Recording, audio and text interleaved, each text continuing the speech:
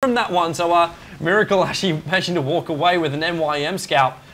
We will actually see the ranged racks go down, and that's a complete racks puck goldie, trying to hold him in place. Fury having to stick around for the moment. Familiar still doing off a big amount of blast damage there. Does get the last kill, then Melk actually goes down, and BKB from the Broodmother will manage to kill Visage, who was trying to retreat himself back out again, and with the BKB will use it to actually TP himself out while the damage was being done at close range. But Scourge actually losing 3 heroes, but they do claim that bottom racks as well as claiming those 4 heroes beforehand, plus an extra one for good measure.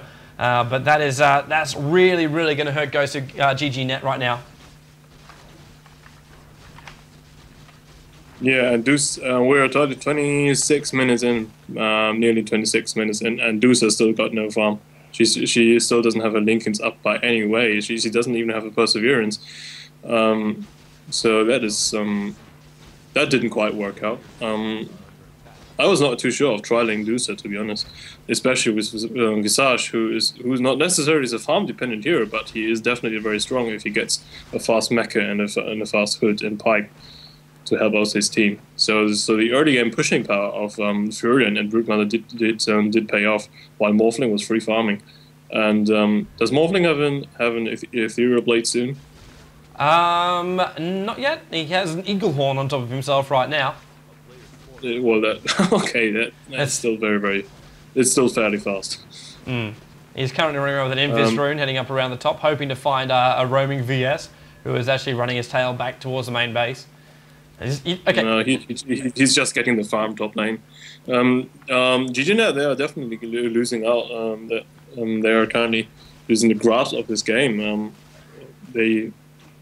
Sunstrike coming out from Invoker to check out if they are rushing or not. So they're not doing it now, but they might. They are now. Yeah, they are going for it. Oh, oh, Mystery trying to wave himself down there and got glitched back up onto the high ground. Oh, well done there. Roshan will go down though, so there's nothing that that GG Net can do about this right now, even if they do know what's happening. Exactly, they've lost bottom Raxes, so it's pushing into their base. They currently have no chance of getting to Roshan fast enough and to kill them off. So this is just a free Aegis and free gold for the whole Scourge team. Yeah. So if they do play this well, if they play this well, then they already got this game. They got it in the bag. Morphling is 2 farmed, and both ES and Line with the dagger, so they have the initiation. Line has a dagger, ES has a dagger. Morphling can wave in, Furion can TP in. So this is great mobility, while Broodmother is basically pushing on the other lanes. And Broodmother also just wiping out the forest. There's nowhere to hide. There's nowhere to gank from the side. BKB on top of that Broodmother was going to pop off almost every single, like the cooldown ends and she pops it. And it's almost been that continuous during this game to be so aggressive. Puck illusory orbing over the top here. Forest Spirit just having a bit of a look there as the Broodmother retreats himself out. Puck trying to play from the hidden side of the trees, but it looks like MYM don't want a bar of it. In fact, Morphling's gone back up towards top lane to farm up.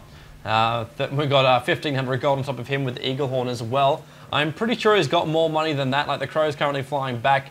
Is no one's back at the main base though, so maybe he doesn't have more money than that.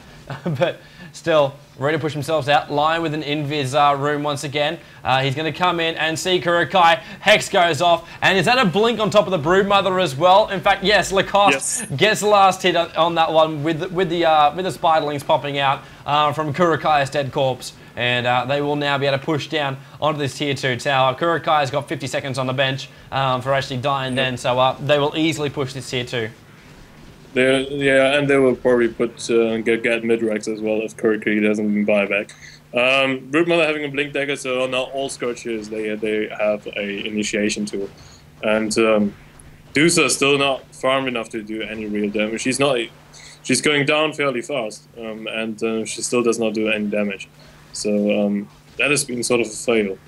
If you're running Dusa, you either make sure she gets a fast enough farm, or you make sure you buy enough time for her to farm up. And both things are not happening currently for GG Net, so this looks very bad for them. Necromonicum level 3, I believe it is, popping up as well. And they're just trying to lay off the mid at the moment. Actually, Melk actually taking a hell of a lot of damage from that tower, bringing him down to half HP. Glimpse did pop off, gives them a bit more time to actually keep the pressure on this mid, while VS wants to try and get in close. Who have we got back? Deuce is going to TP herself in closer and try and hold on to this Rax. If they lose one more Rax, this is over. Forge Spirit's getting stunned off for just a moment there. Deuce is still trying to push this mid lane back here. Melk's actually in trouble. Yes, holding goes off. Malik actually goes down from this one. We'll actually lose Puppy on the high side. No, they won't. Puppy almost manages to actually stall them off for a moment. And we will see Lacoste try and fall themselves back. Miracle getting caught out. We do have Invoker just putting off a bit more of a stun. Misery's in a little bit of trouble on very, very low HP. In fact, I think the Aegis just popped off for a second there. But we will see one hero down for either side right now. Still a bit of successful defense coming out from GGNet. Bottom lane will push itself. That's what happens when the Rax goes down. But GGNet actually managed to have a successful defense just then. Yeah, throwing ball back, but the fight's been over already. Not sure what they thought about that. They chose to fight outside their base instead of waiting for them to come together and ES to jump in. I've been a little bit too impatient, I suppose. Still coming out on top. Even like fighting outside. Maybe they just knew the second they went up to the high ground, like that's when everything will go hell loose, and maybe not. Kurokai does have a dagger. He's had that for a while now. Had that when the bottom Rax actually got pushed, but Ultimate Orb up on top of him too. So looking to actually try and complete what I'm guessing will be a Hexic Gwinsu. Yes, definitely. And there's that blade. Yes, the blades on Morphling. Oh, that's gonna hurt. That's gonna hurt. 31-minute blade, wave over in the middle, ready to push him on down. They have got to try and slow this down. They're going to do so with an illusory orb over the top. Damages the creep wave off a fair amount, so it won't be too hard to actually bring this wave down. The little Lings are the first one they want to try and bring down on the front lines. Familiars dropping from the skies too, just basically using their stun as a deterrent there for MYM to actually push in. They are ready to actually go, so all heroes for MYM are rallied on the front of the tier 3 tower. Azen pops off, the Mystic Snake once again, just try and slow them down. The Spiraling's taking most of the damage from that. Is that a mech or is it just the buckler? It's just the buckler for the moment, up for Visage. They're holding it on. They're holding on for the moment. Invoker moves down towards the bottom lane. Ultimate Orb on top of him as well as 2,600 gold for him. GGNet are buying themselves time.